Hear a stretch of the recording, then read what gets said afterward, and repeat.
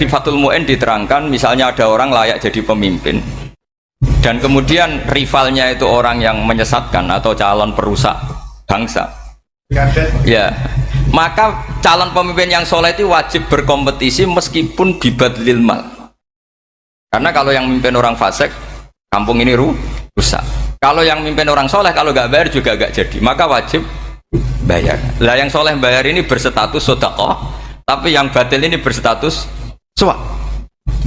Kenapa demikian? Karena yang namanya riswah atau ada yang baca ruswah adalah pembayaran untuk mengehakkan barang batil dan membatilkan barang hak.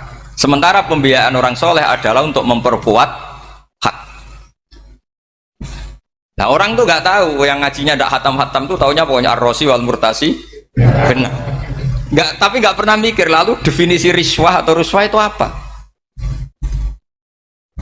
Ini bukan provokasi supaya semua calon bupati gubernur nyuap, ndak, hanya nyuruh mereka sodako saja.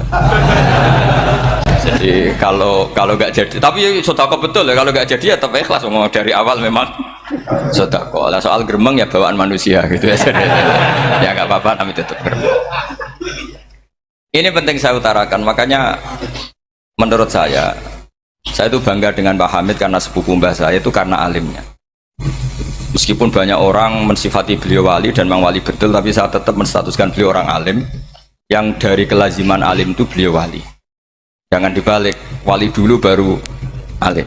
Karena dalam beliau orang lasem dan kaidah di lasem itu fakullu alimin waliyullah walaysa kullu waliillah aliman. Jadi kalau kaidah di daerah Jawa Tengah itu semua orang alim pasti wali, tapi kalau wali tidak mesti alim. Sehingga kalau menstatuskan alim itu keren, kalau di Jawa Tengah status alim itu keren.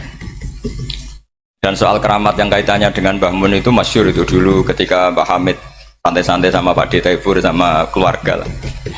Beliau mau istirahat, kemudian yang datang Kiai Memun, Mbah Mun zaman itu masih dipanggil Gus. Apa pur ada Pak Taifur di situ. Kata Pak Taifur, kalau manggil Pak D itu Gus Mun. Dan itu Mbah Hamid ngendikan rojulun alimun, ada Pak Taifur orang lelaki yang alim yang wali. Jadi beliau muji Mbah Mun juga alimun dulu, rojulun alimun wali. Ini penting saya utarakan karena kesanatan keilmuan beliau jelas dari beberapa keluarga di Lasem. Karena di daerah Fakhriyah itu yang tempat lahirnya Pak Hamid juga lahirnya mbah saya. Itu mbah-mbahnya sudah orang alim, termasuk Kiai Sidik Jember itu juga lahirnya di kawasan pondoknya Pak Hamid Fakhriyah. Dan Kiai Sidik punya anak yang namanya Ahmad Sidik yang jadi apa? Rois Am yang sekarang ada Gus Wirjon macam-macam, itu semuanya juga keluarga Lasem. Nah saya cerita keluarga ini penting bukan karena tafakhur atau tabai, bukan, karena Allah itu membuat satu tradisi besar memang lewat dzurriyyah.